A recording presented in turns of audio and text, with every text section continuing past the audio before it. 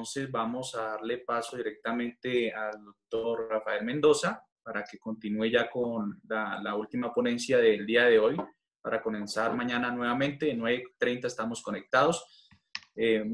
Nuevamente muchas gracias, amigo Rafael. Gracias a ustedes. Buenas tardes para todos. Voy a desactivarles el chat un momento ahí porque han estado solicitando para que las preguntas se hagan al final. Bienvenidos, saludos a todos de diferentes países que se encuentran conectados, sobre todo los que nos escuchan desde Colombia. Hemos querido realizar, ya Edwin les dijo, este evento con el fin de hacer algunas aclaraciones sobre aspectos que tienen que ver con la investigación de accidentes que son de vital importancia. Para los que no me conocen, yo soy abogado, mi nombre es Rafael Enrique Mendoza Vergara, de Colombia, estoy radicado en Barranquilla, especialista en Derecho Administrativo. Tuve la oportunidad de laborar en la policía aproximadamente 21 años y medio, de los cuales estuve aproximadamente 17 vinculado en la Dirección de Tránsito y Transporte, en la Escuela de Seguridad Vial, trabajé también unos años, y los últimos años estuve como jefe de laboratorio de criminalística de la Seccional Atlántico. La idea es compartir en este evento apreciaciones desde diferentes puntos de vista en otros países. Hemos estado observando la intervención de otros compañeros que podemos adoptar algunos procedimientos que ellos hacen allá, algunos conceptos que son bastante adecuados. Podemos ver que a pesar de que estamos hablando de diferentes continentes, los procedimientos y la conceptualidad es muy parecida.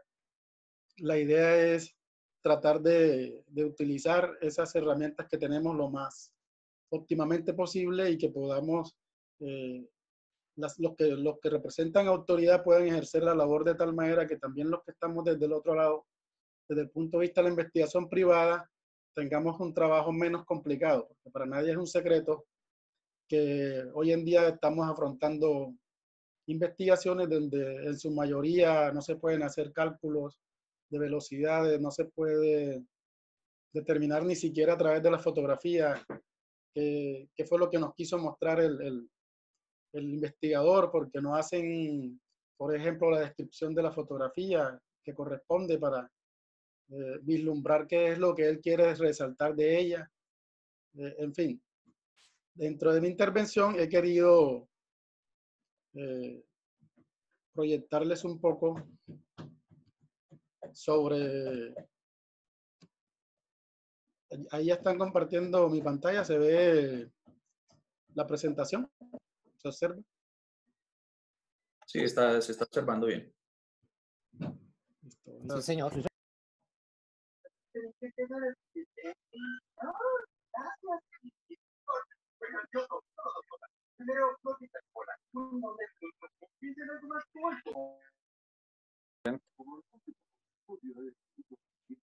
Listo. Entonces, en esta intervención he querido como traer una especie de conceptos previos aclaratorios. Yo sé que algunos de ustedes ya los manejan perfectamente, pero tenemos todo tipo de público. Hay gente que está empezando en esto, hay gente que ya lo está haciendo hace mucho tiempo, pero también por fallas en lo que es la semántica. De pronto, porque así se lo enseñó o porque así lo aprendió en su momento, de pronto han estado cometiendo errores sistemáticamente y la idea es que quede lo más claro posible.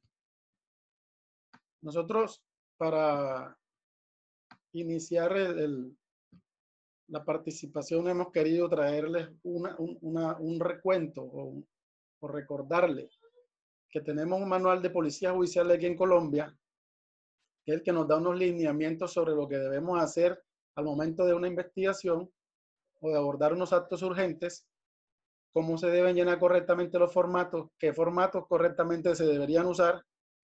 Y esas fallas las hemos detectado sobre todo los abogados en la audiencia porque llegamos y observamos que, por ejemplo, no se llenó o no se diligenció el documento correcto, la policía de tránsito o los agentes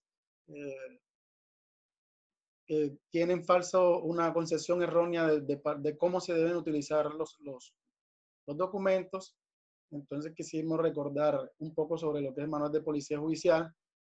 Recuerden que en el capítulo 3, donde ya nos empieza a hablar sobre las actuaciones de policía judicial, nos dice que la inspección tiene unas características. La inspección que debe hacer la persona que está encargada de procesar la escena en actos urgentes o incluso a través de programas metodológicos mediante el cumplimiento de órdenes a policía judicial. Esa observación debe ser objetiva y detallada y metódica. Es decir, no podemos, además de usar cualquier método de observación o de búsqueda, que ya el compañero Campbell nos mencionó algunos, aquí en Colombia tenemos en las capacitaciones, los que son criminalísticos, a todos sus discentes le hacen énfasis sobre los demás métodos de búsqueda para una observación detallada, a veces por el tema de tiempo, afán, periodistas, presiones de los comandantes y demás, pudieran pasar por alto la observación objetiva y ya se mecanizan únicamente a ir al vehículo, a ir a la víctima y no miramos el resto de la escena. Por eso suceden cosas como, por ejemplo, cada clase de accidente, colocan volcamiento simplemente porque el vehículo está volcado, pero no se dan cuenta que el volcamiento fue por otro hecho, o sea, por un choque, en fin. Y esa falta de observación le hace que cometan muchos errores. El mismo manual nos dice que esta observación se debe aplicar al lugar del hecho o a los lugares distintos del hecho. Ya sabemos que hay procedimientos que tienen lugares del hecho y lugares distintos del hecho. Por ejemplo, como es el caso cuando hay un cadáver en clínica. Y el lugar del hecho es uno, el lugar de la inspección del cadáver es otro. Nos permite descubrir, identificar, fijar, que es sobre todo lo que vamos a hacer énfasis en este webinar, la fijación. En este caso voy a ampliar un poco sobre lo que debe ser la fijación narrativa, y con las intervenciones del día de mañana vamos a ampliar un poco sobre la fijación topográfica, fotográfica, etc. Entonces, metódicamente, tal cual lo establece el manual, se debe descubrir, identificar, fijar, recolectar y embalar técnicamente los elementos probatorios, ya que ellos tienen su finalidad en demostrar la conducta, la comisión de la conducta. En clases con los estudiantes se vemos mucho que a veces preguntan, profe, pero ¿por qué fulano, a pesar de que mató al otro, quedó declarado inocente o quedó no culpable?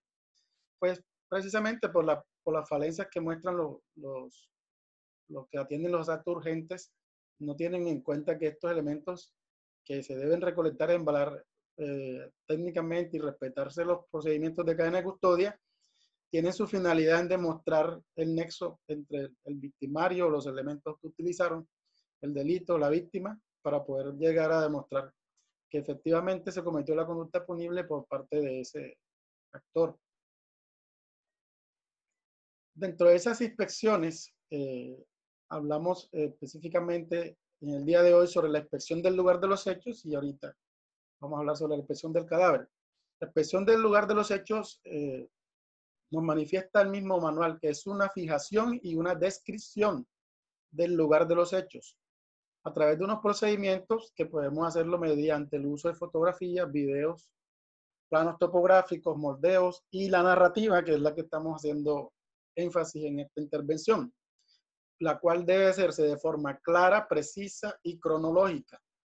En esto hacemos mucho énfasis porque la fijación narrativa, a veces yo les digo de manera jocosa a los estudiantes o discentes, hay que escribir para que nos entienda cualquier persona que no domine el tema. Muy claro. A veces queremos ponerle decoraciones semánticas a la narrativa, y de pronto utiliza una palabra que al momento de nosotros preguntarle a qué quiso decir cuando usted mencionó la palabra tácito. No, yo quise decir que eso estaba escrito acá en la norma. Y resulta que tácito es todo lo contrario. Entonces, la semántica también es importante en lo que se está narrando. Quiere ser, ojalá, lo más claro posible preciso y en orden cronológico de cómo sucedieron los hechos para que esta fijación narrativa se haga de la manera correcta. Además, conservar que esta se debe hacer de lo general a lo particular. El manejo de, por lo menos, del lugar de los hechos con víctimas. Les he criticado mucho el aspecto de llegar, cerrar y de una vez dirigirse a la víctima como elemento número uno, pudiendo haber encontrado una huella en su camino o en su trayectoria hacia la víctima, que al ser un elemento que ha sido descubierto primero, debería ser nombrado primero. Es como una costumbre que tomamos de fijarlo como número uno simplemente por el hecho de ser la víctima. No, yo considero que independientemente del lugar por donde se ingrese al lugar de los hechos, desde ahí, elemento que vayamos encontrando se va numerando o se va fijando para su posterior recolección, respetando los procedimientos. De lo general a lo particular, es decir, entramos a la escena desde afuera hacia adentro a cada uno de los elementos y posteriormente vamos a describir los detalles. En la inspección técnica de cadáver, nos dice el manual que se debe manejar como cualquier diligencia de inspección al lugar de los hechos. Por eso también, incluso los lineamientos que nos dan es que cuando se llena la inspección al lugar, inspección a cadáver, perdón, no se diligencia inspección, no se diligencia inspección al lugar, porque sería como una doble información. Reitero, en el caso de inspección a cadáver, con este documento, ahí se está dejando registrado ya la información que corresponde al lugar de los hechos también. Manifiesta el manual que cuando se realice la inspección técnica a un lugar diferente de donde se originaron los hechos, se debe ubicar dónde se originaron los hechos para trasladarse hasta ese sitio lo más pronto posible y verificar que no se vaya a perder ni a contaminar elementos probatorios que pudieran estar en la escena para la posterior investigación. Ubicar los testigos, rutas de ingreso y salida, para también verificar de pronto el tema de huellas, cámaras de video públicas y privadas. Si nosotros tenemos la relación de dónde ocurrieron los hechos y al desplazarnos hasta allá, no solamente el sitio de los hechos, sino como estamos verificando también rutas de ingreso y salida, alrededor de ese sitio que de video pudiesen existir que nos puedan orientar. Quizá en el lugar de los hechos no se pudo observar lo que sucedió, pero a una cuadra hay una cámara que establece por la ruta de salida o ingreso, y muchas investigaciones han llegado a buen término utilizando esta estrategia.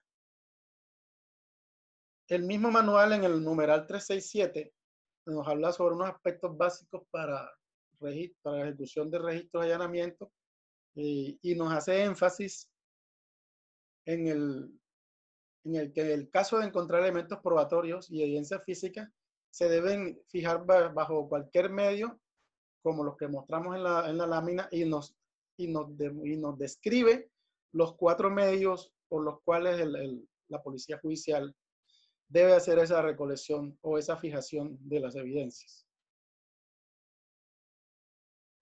Tenemos acá, para hacer como una especie de cuadro comparativo entre una situación y la otra, lo que es la descripción narrativa y la fijación narrativa, que es lo que tiende a confundir mucho el perito investigador.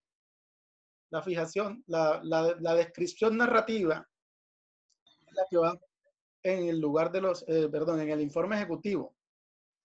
Se debe hacer una descripción narrativa porque esta descripción narrativa va encaminada a los hechos. Lo que queremos hacer con la descripción es narrar todo lo que sucedió, todos los procedimientos que se utilizaron, cómo sucedieron las cosas, en dónde sucedieron las cosas. La descripción va encaminada a responder las preguntas que siempre nos hacemos en los famosos informes de policía que anteriormente se diligenciaban, o cualquier informe que uno vaya a rendir hacia una autoridad, tratar de responder los interrogantes de qué, cómo, cuándo, quién, dónde y por qué. Esa es una descripción narrativa, totalmente diferente a lo que es la fijación narrativa, que es lo que debemos hacer en el acta de inspección al lugar o inspección al cadáver. Una fijación narrativa, a diferencia de la descripción de los hechos, va encaminada a establecer el hallazgo de los elementos probatorios, realizar la actividad de inspección al lugar o al cadáver, describir la actividad que se está haciendo en el marco de la inspección al lugar o inspección al cadáver. Documentar fotográfica y topográficamente si se requiere la escena como un apoyo a la fijación narrativa que se hace dentro de estas dos actas. Fijar la ubicación de los elementos probatorios y evidencias físicas dentro de la escena. Demostrar o describir en qué estado se encontraron estos elementos en la escena de los hechos y también fijar la conexión que esto tiene con otros lugares de los hechos. Entonces, la invitación es a que tratemos de diferenciar lo que corresponde a la descripción narrativa de los hechos con la fijación narrativa de los elementos probatorios en el marco del procedimiento del acta de inspección al cadáver y del acta de inspección al lugar.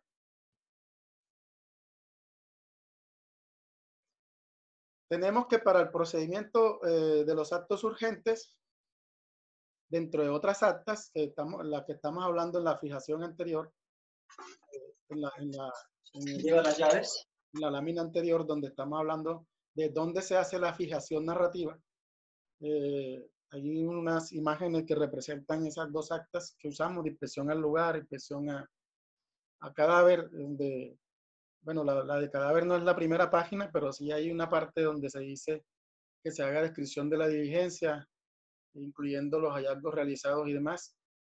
Y acá en este campo se debe hacer una fijación narrativa totalmente diferente a la que se está haciendo en el informe ejecutivo, porque sucede que estamos,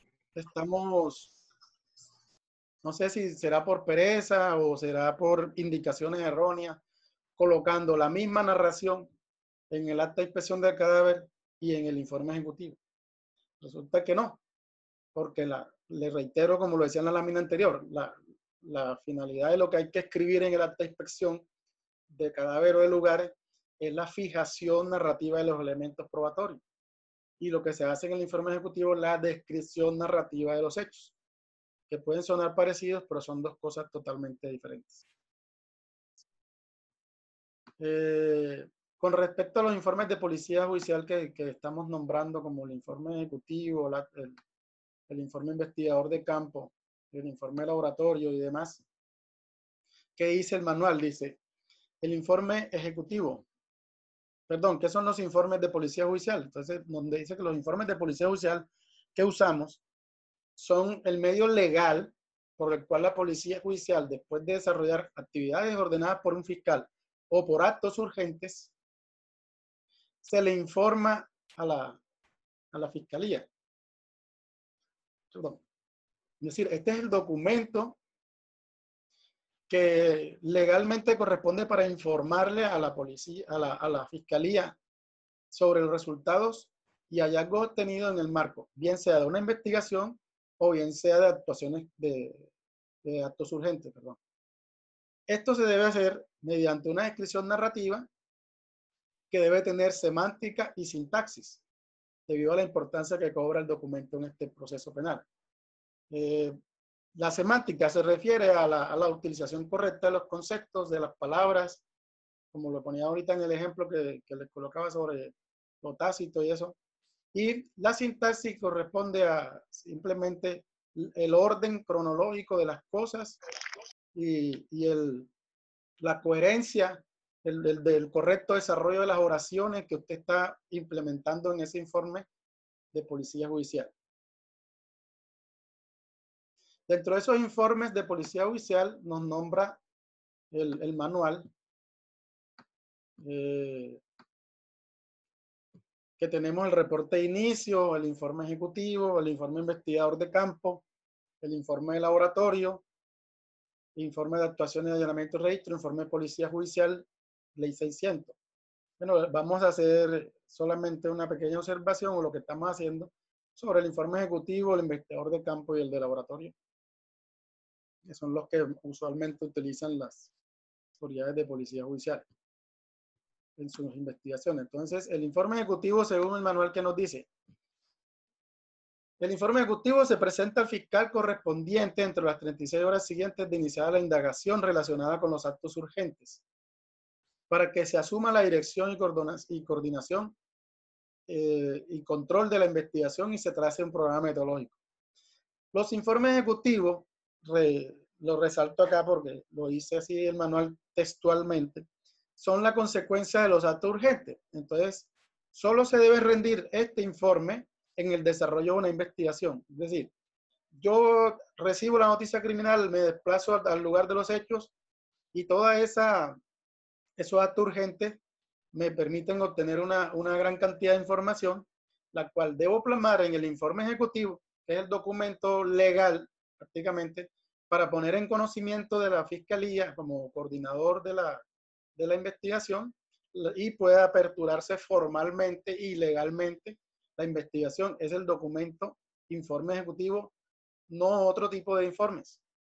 Porque si de pronto usted le da por escribir a derecho de petición, quizás ese documento por sí solo no sea generador de la apertura de la investigación, ya le tocaría al fiscal hacer otra cosa. Pero en el caso de las autoridades que tengan conocimiento de hechos punibles, debe hacerse todo lo que se recolecte en marco de esa investigación o de ese acto urgente, colocarse en conocimiento únicamente a través del informe ejecutivo. Tenemos también el informe de investigador de campo,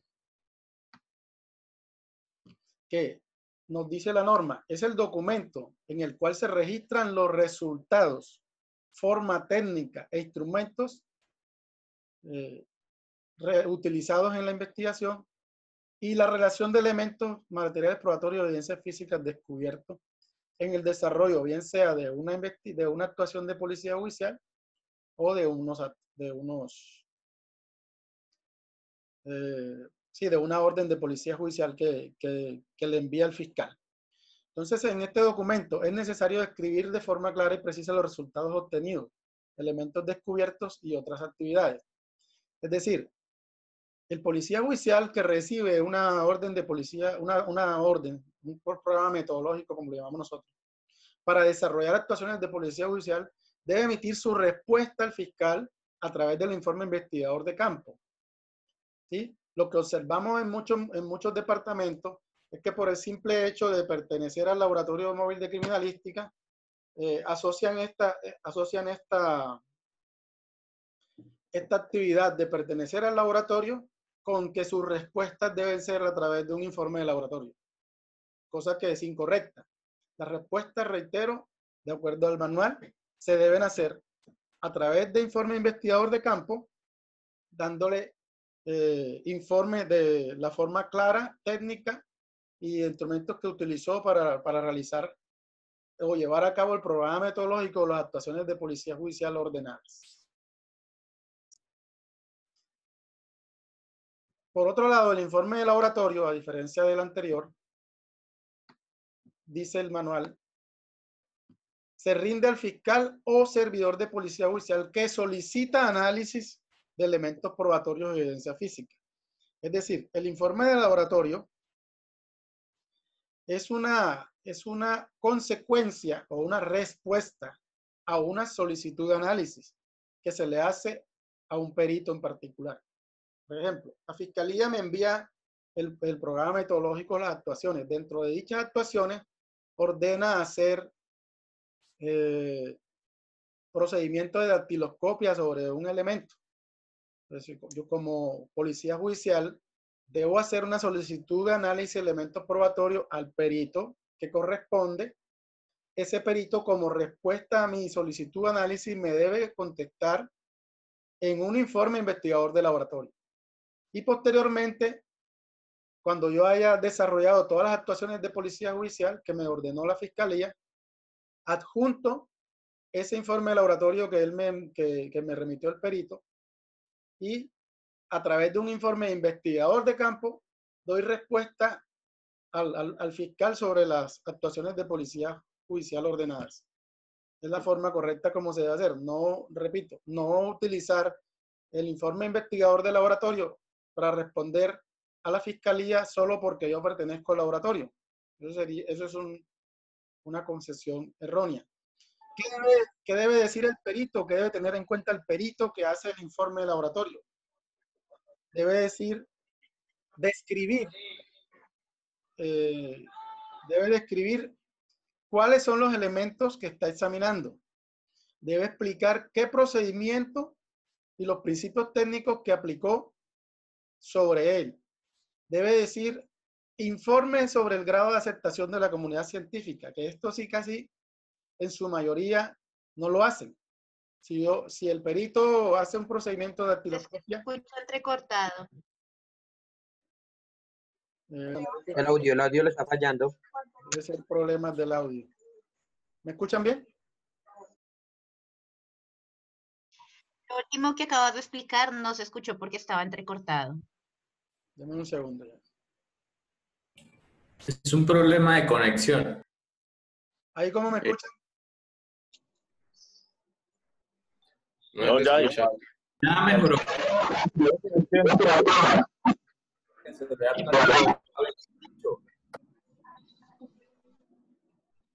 Bueno, voy a continuar. El internet, es la señal. ¿Hasta dónde me escucharon bien para repetir, por favor? No, en ese caso sería mejor continuar con el tema. Ok, bueno. Estabas hablando de lo que debe contener el informe de laboratorio. No quedó claro lo que estabas especificando. Ok, el informe de laboratorio, entonces, manifestamos que debe tener la descripción de los elementos materiales probatorios, que es donde se falla.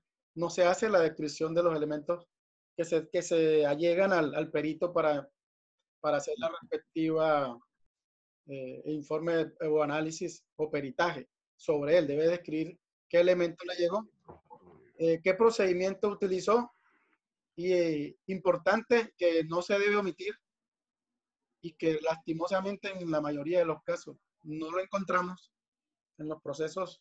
Vamos a revisar como abogados un informe investigador de laboratorio y en ninguna parte encontramos el informe sobre el grado de aceptación de la comunidad científica de ese procedimiento que él utilizó.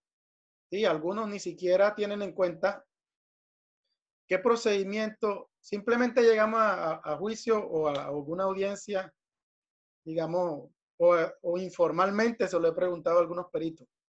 ¿Cuál es el método que utilizaste para la investigación? Y posiblemente quedan mirando al cielo. Eso es una pregunta que él debe tener. Si hace peritajes o informes de investigador de laboratorio, no se debe omitir porque lo ordena el manual, que debe quedar el grado de aceptación de la comunidad científica, es decir, basado en qué usted hizo ese procedimiento. Sucede mucho en tránsito con el tema de los coeficientes de fricción, que de pronto hay personas que utilizan las que leyeron en un libro X o las que alguien le dijo en cierta capacitación, sin tener en cuenta cuáles son los coeficientes realmente aceptados por la comunidad científica para este tipo de investigaciones. Se debe describir o relacionar los elementos que se emplearon para dicho peritaje o para dicho dictamen. El estado de mantenimiento al momento del examen, eso es importante. Si usted utilizó, por ejemplo, aparatos tecnológicos que deben ser objetos de calibración, que deben ser objetos de capacitación también de parte del operador, software, licencias, en fin, tiene que demostrar el estado de mantenimiento igual que el estado de registro al momento del examen que usted utilizó. Si utilizó un aparato para, por ejemplo, como pasa similar en las pruebas de embriaguez, aparatos para medir la embriaguez en aire expirado, ese aparato, como todos los instrumentos electrónicos, deben tener un informe de mantenimiento que debe estar vigente y demás. Por ese tipo de omisiones también se puede caer en... Rafa, ¿sí? una aquí para los participantes, digamos que una de las mayores experiencias que se tiene con respecto al informe de investigador de laboratorio es el de inspección técnica vehículos. Y que la mayoría de casos, cuando nosotros vamos a hacer una reconstrucción de un accidente de tránsito, lo primero que buscamos es, bueno, ¿cuáles fueron las deformaciones que presentó el vehículo? Porque hay que analizar unas posiciones relativas. Y vamos y observamos el informe investigador de laboratorio, hecho por el perito que está haciendo una experticia técnica, y lo único que se observa es la identificación del vehículo, número BIN, todo en regla, no más. Entonces, creo que es importante, aunque de este tema ya hemos hablado con otro amigo que vamos a generar otro webinar solo específicamente para inspección técnica de vehículos. Sí, señor. Ya la idea es que, como le comentaba a algunos por ahí por el interno, este sea el primero de muchos eventos que se hagan con temas específicos. También estaremos hablando después de procedimientos con embriaguez, de procedimientos con fijaciones, con uso de tecnología y demás. Todas estas actividades muy puntuales que de pronto se han venido estandarizando a nivel internacional y que Colombia no se puede quedar detrás por este tipo de actividades correctamente realizadas. Por último, manifiesta con relación al inspector al informe investigador de laboratorio, y no menos importante, debe abstenerse de emitir juicios de responsabilidad en el dictamen que se presente. Esto es causal muchísimas veces de que la prueba ya deje de ser objetiva. El perito tiene sobre todo en tránsito, tiene la costumbre o la mala costumbre de pronto querer ya involucrarse en la investigación que está realizando y querer decir, bueno, porque, por ejemplo, porque ya este iba embriagado, causó el accidente, la culpa es de él, etcétera, y empiezan a parcializarse en sus dictámenes y demás, y posteriormente se demuestra que la embriaguez sí estuvo presente, pero no fue la causante del evento. Y entonces ya sus dictámenes y todas sus situaciones que describió en el informe de investigador del laboratorio empiezan a perder peso, por llamarlo así, porque usted no hizo una investigación objetiva y se dedicó a hacer juicios de responsabilidad. Además ya de involucrarse en un problema de tipo personal, digamos, cuando estamos atendiendo accidentes de tránsito, el manual para evidenciar el informe. En el tema de la hipótesis le dice a usted que la hipótesis está diseñada o su finalidad es para generar estadísticas que nos lleven a identificar cuáles son los fenómenos que más causan o las hipótesis que más causan accidentes y eventualmente generar campañas de prevención. Y le dice que usted debe generar una hipótesis del evento. La casilla número 11 le dice hipótesis del accidente. Pero vemos que muchos agentes de tránsito, autoridades, colocan vehículo 1, vehículo 2, tal hipótesis. Al colocar ahí vehículo 1, vehículo 2, están haciendo juicios de responsabilidad. Porque a usted nadie le está preguntando quién es el responsable de la hipótesis. Usted lo que debe colocar ahí es hipótesis que pudieron causar el evento. Es decir, exceso de velocidad, embriaguez, imprudencia del peatón, no guardar la distancia. Las hipótesis que usted considere sin endilgarle a ningún vehículo. Porque en el momento en que usted le coloca vehículo 1, exceso de velocidad, usted ya está sobrepasando lo que la norma le está diciendo. La norma le dice no emitir, no, recuerde que la hipótesis marcada no corresponde a juicios de responsabilidad. Lo mismo pasa en el informe investigador de laboratorio. El perito que emite el informe debe abstenerse de hacer juicios de responsabilidad personales ni opiniones personales que digan en mi parecer o en mi caso no. Recuerden lo que está haciendo énfasis el manual. Y debe hacerse procedimientos con grado de aceptación por la comunidad científica, no opiniones personales. Se sigue cortando el audio, Rafa, se sigue cortando el audio. Efectivamente, Rafa, no hay audio. No sé qué pasaría, como que me salió que... Uno de los inconvenientes para que de pronto el audio falle es porque tienen las cámaras o los videos abiertos. Entonces yo creería que los que de pronto no están dando la conferencia apagan el video, dejan solamente pues, que el expositor sea el que mantenga directamente la dirección de la clase y así no se carga el programa. Qué pena interrumpirlo, Edwin. Sí, pero hay varias personas que tienen el micrófono prendido para que por favor miren en el chat quienes los tienen prendidos y lo apaguen porque eso es una manera en que se daña la transmisión. Sí, señor, ahí me escuchan mejor. Sí, señor. Sí, lo que pasa es que muchos activan audio y video y entonces hacen que la conexión sea un poco lenta. A lo último les estaba diciendo que haciéndole énfasis en que el perito debe abstenerse de emitir juicios de responsabilidad. No sé si me escucharon el tema de los IPAD, donde ellos acostumbran a colocarle al lado de las hipótesis vehículo 1, vehículo 2, endilgando responsabilidades que nadie le está solicitando. En la casilla número 11, hipótesis, claramente dice hipótesis del accidente. O sea, le están preguntando a usted qué pudo causar el evento, no quién, que es el principal error que cometen en muchos croquis. Nosotros cuando atendemos accidentes y solicitamos el IPAD diligenciado, observamos muchos, póngale un 80% aproximadamente de los agentes colocando vehículo 1, vehículo 2 y endilgando hipótesis ahí. Ya podríamos eventualmente tomar acciones contra ese agente por sobrepasar las funciones que le está otorgando el manual. El manual dice, recuerde que la hipótesis no corresponde a juicios de responsabilidad. Entonces usted no debe colocar ahí vehículo 1, vehículo 2, nada. Solamente las hipótesis que correspondan a las que pudieron generar el evento. Únicamente eso es lo que le pide. Acá vemos que el manual, el informe de laboratorio también hace énfasis en que el perito debe abstenerse de emitir juicios de responsabilidad. Era lo que les estaba haciendo énfasis ahí.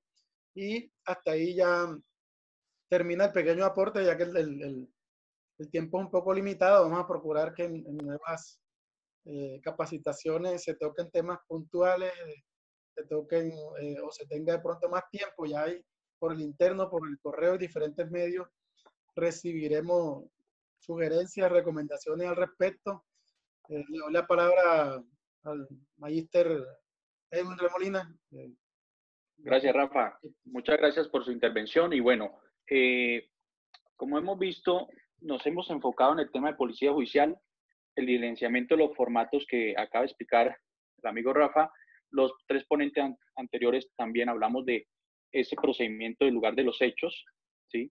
Importantísimo, pero algunas preguntas que ustedes han realizado, el tema de la velocidad, de la alcoholemia, son temas que van después del manejo lugar de los hechos. O sea, yo no puedo hallar velocidades si no tengo una buena fijación de los elementos de materia de prueba, por ejemplo, en el caso de las huellas, que se falla mucho. ¿Cómo se fijan esas huellas? Algunos solamente toman la longitud, etc. En el tema de deformaciones en los vehículos, como les decía, hay una inspección a vehículos. Y cuando vamos a juicio y algunos, por ejemplo, un vehículo se puede determinar la velocidad por medio de esa energía o velocidad equivalente a energía de deformación aplicando un protocolo, pero se necesita que el que hace la inspección tenga ese conocimiento al respecto. Pero si no hay unos buenos datos con respecto a esa información, no se puede determinar esa velocidad como lo quieren algunos. Determinar las posiciones relativas, digamos, todo este tema de la importancia del manejo del lugar de los hechos, todo esto tiene lugar a una reconstrucción y una reconstrucción que bien la puede hacer los peritos del Estado o peritos privados, ¿sí? Los peritos del Estado pueden ser, que siempre lo ha sido en el Instituto de Medicina Legal, ahora lo está haciendo CTI, ahora lo está haciendo también la Policía Nacional, ¿sí? Personal que ya tiene la idoneidad y está con la experiencia para hacer reconstrucciones, pero siempre va a haber falencias si hay falencias en el manejo lugar de los hechos. Si no hay una buena recolección de datos, si yo no tengo datos de informaciones, por ejemplo, todos los informes de accidente de tránsito que hemos visto, bueno, la mayoría, cuando dicen descripción de daños, ¿qué están registrando en el IPAD? Que eso es lo que vamos a hablar el día de mañana sobre el IPAD. Solamente describen partes del vehículo, guardafangos, parachoques, o bueno, algunos bumper, capó, pero no dice qué pasó en ese elemento. No están hablando de que hay una deformación en el tercio delantero izquierdo, algunas circunstancias específicas, a tanta altura, por ejemplo, determinar la trayectoria de un peatón mediante las deformaciones de un automóvil en el impacto. ¿A qué me refiero? Que si usted me dice que en el parachoques delantero del automóvil hay un hundimiento o una deformación en el tercio derecho, luego tenemos una deformación en persiana y capó en el tercio medio, y luego tenemos el vidrio cerrado en el tercio izquierdo, con esa sola descripción yo ya estoy teniendo en cuenta cuál es la trayectoria del peatón al momento del impacto, que es de derecha a izquierda, ¿sí? Que también tengo que analizarla después con el análisis de las lesiones. Claro, si la víctima fallece en el lugar de los hechos, el procedimiento de policía judicial es muy claro, solamente vamos a recolectar el elemento material de prueba y embalarlo y llevarlo a medicina legal. Pero hay lesiones externas que podemos describir. Ahora, si está en el centro médico, podemos solicitarle allí al personal que atiende a la víctima qué lesión tiene, y por ejemplo, si es una fractura, es importantísimo que le pregunte esa fractura hacia dónde está desplazada, porque me indica la fuerza a la cual se le aplicó para generar esa fractura, y con eso voy a tener la posición relativa de ese peatón al momento del impacto, ¿sí? La posición de un motociclista o un ciclista al momento del impacto. Cosas como esas son muy importantes, pero en la labor de policía judicial cuando se presenta el hecho. Como dijo el amigo Quique, cuando mostró toda la escena que ustedes observaron de noche, cómo tomaron fotografías. Ahora que pero termine, al otro día. ya está terminando. No, todavía no me he dicho todavía. Ahora que muestra que al otro día fueron al lugar de los hechos para poder recolectar o fijar planimétricamente todo lo que es las huellas, claro, eso hay que hacerlo.